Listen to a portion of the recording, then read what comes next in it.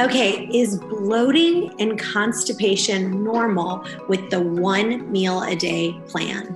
Bloating and constipation is not normal for any human being, okay? No matter how you eat. Bloating and constipation are not the normal ways we eat.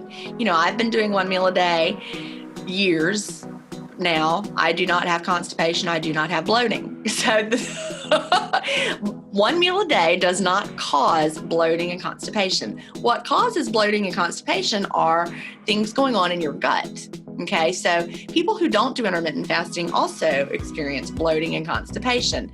And you may find it's I can't say the word, let me say it again. You may find it's exacerbated by fasting just because you've now changed the way you're eating, the period of time. Maybe you're going to have more constipation now because of intermittent fasting because it slows your digestive system. So you've got to figure out a way. Maybe you need to eat different foods.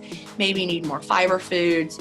That's just what you have to figure out. It could very much be what you're choosing to eat. But a lot of people do find they have increased constipation, even though I said it's not, a normal thing to have. We should not be constipated.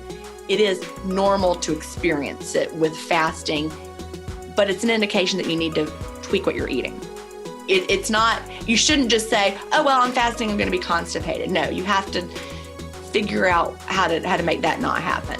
Because there's something going on in your body, something that you're missing, some kind of, the way that you're eating. Yeah, are you getting enough fiber? Right. What are you eating in that 1 meal a day? If you're eating bananas and bread, yeah.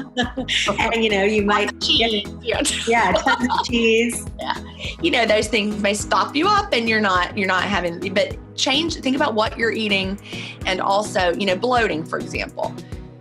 Bloating, again, not normal for people to bloat up. We're supposed to have a healthy digestive system. The food goes through it. Our gut microbiome processes the food well. If you're having a lot of bloating, that's a sign something's not working well for your body.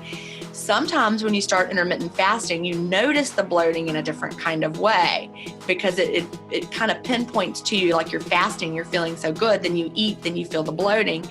And it's more pronounced than before you did intermittent fasting. You just lived with it, if that makes sense. Whereas now you Yeah. Can you tell people how many times a day you poop? Is that too personal? Are you willing to share that? No, I'm a good morning pooper. And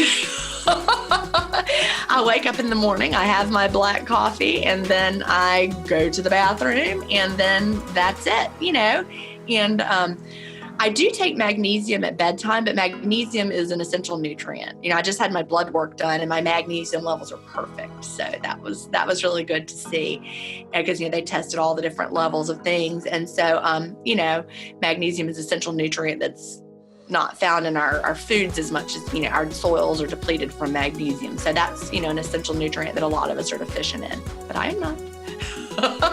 But it also helps with relaxation. So, a good magnesium supplement at bedtime could help people with that.